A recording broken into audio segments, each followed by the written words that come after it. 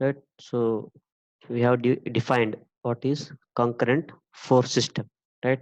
So we can say the force are concurrent when line of action of all the force are meeting at a single point. Line of action of all the force are meeting at a single point, and we can say that this kind of system of force has concurrent force system, right? So if I want to reduce all these force as a single force system, so I can reduce as a resultant force. I can represent all this system of force as a single force. That force will be called as resultant force, which is inclined at some angle theta with respect to x-axis, right? So now we can analyze, right? Analysis of concurrent force means, right, we have to identify the magnitude of resultant force, direction of resultant force, right? So in order to do that, so we have to do the uh, resolution of force, right? We have to resolve all these force. We have to resolve f1 force, f2 force, f3 force, and f4 force as their x component and y component.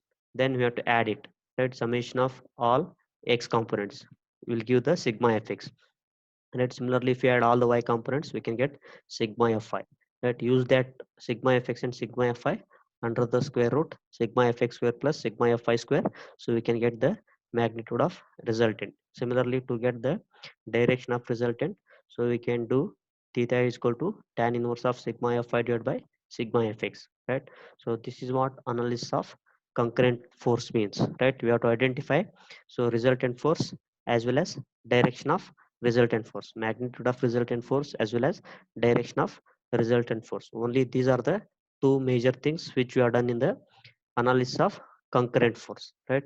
So whereas, so we have to do the one more additional thing in the non-concurrent forces. Analysis of non-concurrent means, non-concurrent force means, along with the calculation of magnitude of resultant force, along with the calculation of direction of resultant force, one more thing we have to identify, that is the position of a resultant force from any one reference point, right? So this is the one additional thing we have to calculate, right? To do that, so we have one equation, right? So this is the equation which says that, so moment of resultant force at any point will be equal to algebraic sum of moment of all the force at the same point. So this is the statement we can get it from Varignon's principle or Varignon's theorem, or it is also called as principle of moments, right? So right? So in the analysis of non-concurrent force, along with the calculation of magnitude of resultant force, along with the calculation of direction of resultant force, one more additional thing is we have to identify position of resultant force. That means at what distance this resultant force is located from any one reference point. Either it may be point A or point B or whatever the point we can mention here, right? From this reference point, at what distance the resultant is located, and what is the x intercept of this resultant force, as well as what is the y intercept of this resultant force, we have to identify. So these are the additional thing which you have to calculate in analysis of non-concurrent force, whereas we have not done that kind of calculation in the analysis of concurrent force, because the resultant itself will start from the origin of all these force, right? Wherever all this line of action of force are coming and meeting, the resultant also will start from the same point, right? The position is fixed, that is origin of all the forces, that is nothing but, so the point where all the forces are meeting, so this point is fixed, right? So it is always start with the zero at this intersection of x and y coordinates, right? So that is where we have not done any kind of position calculation in the analysis of concurrent force. But in case of non-concurrent force, right, line of action of all the force are not meeting at any single point, right? So if I extend line of action of this force, if I extend line of action of this force, if I extend line of action of this force, they are not meeting at any single point, right? So that is why the resultant also will not start from this point. It will be somewhere at some particular distance from any one reference point. So that distance you have to calculate. That is nothing but identifying the position of a resultant force, right? So to do that, we have to go for the Varignon's theorem, right? So we have to identify what is the statement of Varignon's theorem, and we have to prove that equation from the Varignon's theorem, right? So that is what our next topic is, right? So before going to Varignon's theorem. So we have to understand what is moment of force and how it will be represented using some geometrical shape, right? Geometrical representation of moment of force we have to check. So how it will be calculated, and so what we can make it, what we can use it from that geometrical representation of moment of force, right? To prove the Varignon's principle, so you have to make use of the moment of force definition. Right? We know that moment of force is defined as it is the product of force and perpendicular distance. Right? So moment of force is calculated as it is the product of force and perpendicular distance. Right? So what is that perpendicular distance? How do we calculate that perpendicular distance? It is the distance between moment center, right? It is the distance between movement center and the line of action of force with which you are calculating the moment of force, right? So moment of center, it is nothing but it is the point about which the moment is calculated, or it is the point about which the body rotates. So that point will be called as moment center, and this is the force, right? So this is the line of action of force along which the effect of force remains same. Now I want to calculate the moment of force due to this force AB, right? So that I will call as FAB, right? So moment of force definition says it is the product of magnitude of force FAB here and the perpendicular distance between this force line of action of force and the moment center, right? So moment of force is equal to product of magnitude of force and the perpendicular distance, right? So FAB is the force and OD is the perpendicular distance between line of action of force and the moment center O, right? So FAB multiplied by perpendicular distance OD. So this is the moment of force which is calculated mathematically, right? Mathematically we can calculate the moment of force using this equation. It is the product of magnitude of force and the perpendicular distance. Let that will be taken as equation number 1, right? Now after this we have to represent this moment of force geometrically, right? So geometrical representation of moment of force, right? What we can get, so by this, right? Let us look into this, right? Same force I have shown here, AB, FAB, same moment of center I have shown here, right? I'll join these two lines, right? I have joined the line between OA and I'll join the line between OB, right? So this forms a triangle OAB, right? Where AB represents our force and O represents our moment center. Now I'll try to calculate the area of triangle OAB, right? So let us write the equation for area of triangle OAB, right? As you know, area of triangle is half into base into height, half into base into height. So let us look what is base, what is height, right? Here the base represents AB, AB represents force F, right? So a base is FAB, height of triangle is nothing but OD, right? This is the OD. Now I can write area of triangle as half into FAB into OD. Now I'll send this 2 to this side. I'll write 2 here, right? Now 2 times of area of triangle OAB will be equal to FAB and OD, right? So 2 times of area of triangle OAB will be equated to FAB and OD, right? So here FAB is the base and OD is the height of triangle. I have taken this 2 to this side, right? So now it says that 2 times of area of triangle is equal to FAB multiplied by OD, right? So let us mark this one as equation number 2. Now look at the equation number 1 and look at the equation number 2, right? Both sides RHS are equal, right hand side equation are equal, right hand side of the equation are equal, right? See, since RHS are equal, we can make the LHS also equal, right? We can make the LHS are also equal, right? So here LHS of the first equation says moment of force about any point, so will be equal to 2 times of area of triangle, right? This is what the conclusion we can write using the geometrical representation of moment of force, right?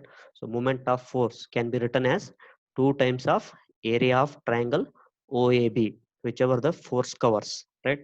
Between the moment center and force AB, right? So moment of force can be written as 2 times of area of triangle OAB. That is what we have done in the, right? With that understanding of geometrical representation of moment of force, right, we can go ahead with the derivation and statement of Varignon's theorem. right? So geometrical representation of moment of force says that, so moment of force at any point will be equal to 2 times of the area of triangle, right? So that will be utilized to prove this Varignon's theorem, right?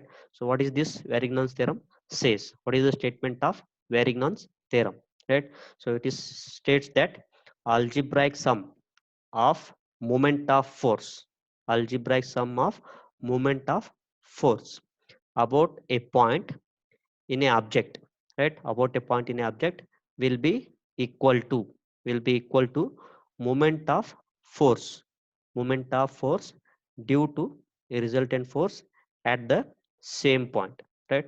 So algebraic sum of moment of force about any point in a object will be equal to moment of force due to the resultant force at the same point. So whatever the moment we can calculate using the resultant force, that moment of force due to resultant force will be equal to algebraic sum of moment of all other force at the same point. So that is the statement, right? We can write that statement in terms of equation right here.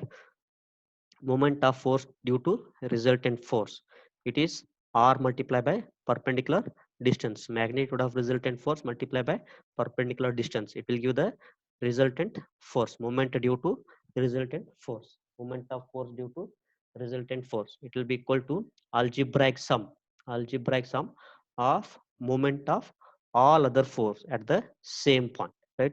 So r into d will be equal to algebraic sum of moment of all the force at the same point. So that is the Varignon's theorem says, right?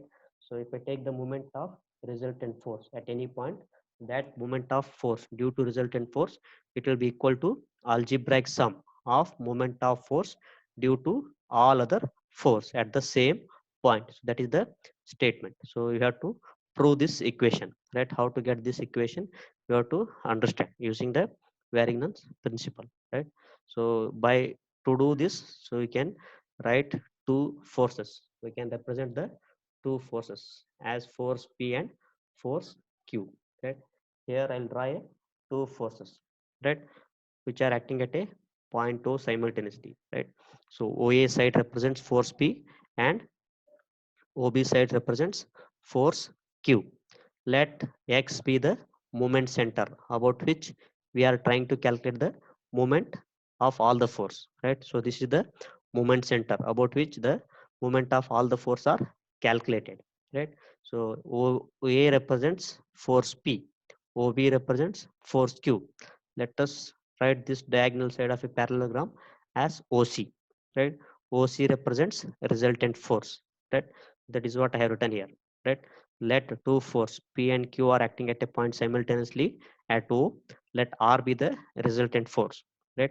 OA represents force P, OB represents force Q, and OC represents resultant force R. Let X be the moment center about which all the moment of force are calculated, right? X is the moment center about which we are trying to calculate the moment due to all the force, right?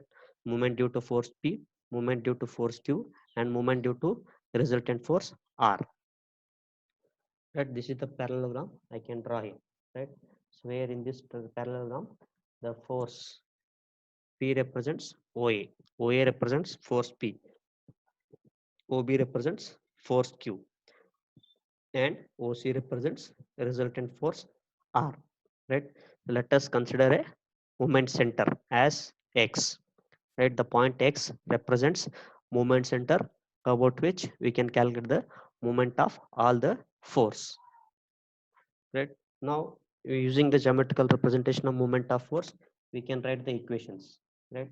So now let us write the moment of force due to force P, right? So using that geometrical representation, so we can check which is the triangle formed between force P and the moment center X, right? This is the triangle formed between force P and the moment center X, right? Now moment of force due to force P, right? Moment of force due to force P at point X can be written as, it is the two times of area of triangle OXA, right?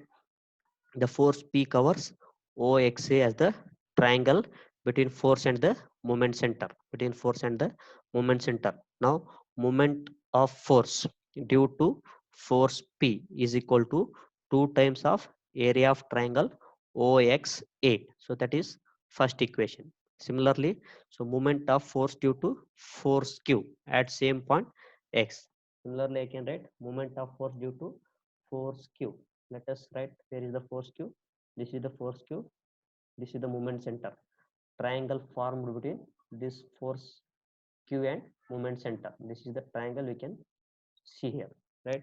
So moment of force due to force Q, moment of force due to force Q at point X is equal to 2 times of area of triangle OXB. So this is the triangle OXB, right?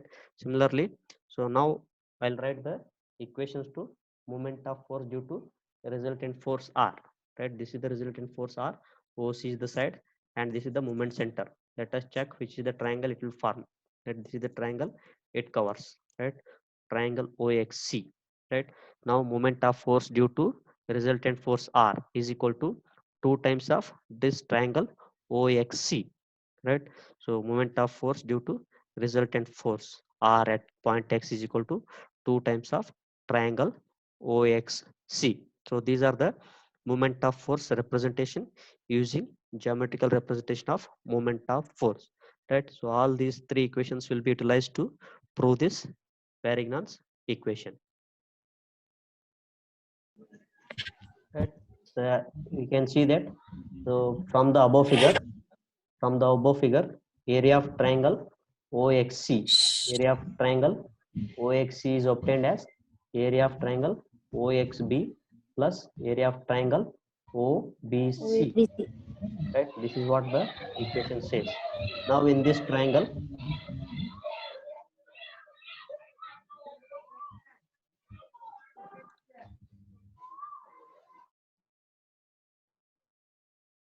right? So in this parallelogram, we can write, so area of triangle OXB is equal to OBC is equal to OXA. So that is an assumption, right? I can replace OBC by OXA since they are equal, right? I can replace triangle OBC by OXA, right? Next we can write, so same thing I have written here, area of triangle OXC is equal to area of triangle OXB plus area of triangle OXA. Instead of OBC, I have written, instead of OBC I have written OXA because both are same. Now with that, what I can write, so area of multiply 2 on both sides, right? Multiply 2 on both sides, right? Multiply 2 on both sides. So with that I can write 2 times of area of triangle OXC, right? 2 times of area of triangle OXC is equal to 2 times of area of triangle OXB plus 2 times of area of triangle OXA. By multiplying these two on both sides, I can write 2 times of area of triangle OXC is equal to 2 times of area of triangle OXB plus 2 times of area of triangle OXA. So this is one equation, right? So from this above statements, right? So area of 2 times of area of triangle OXA represents what? Moment of force due to force P, right? So area of 2 times of area of triangle OXB represents moment of force due to Q.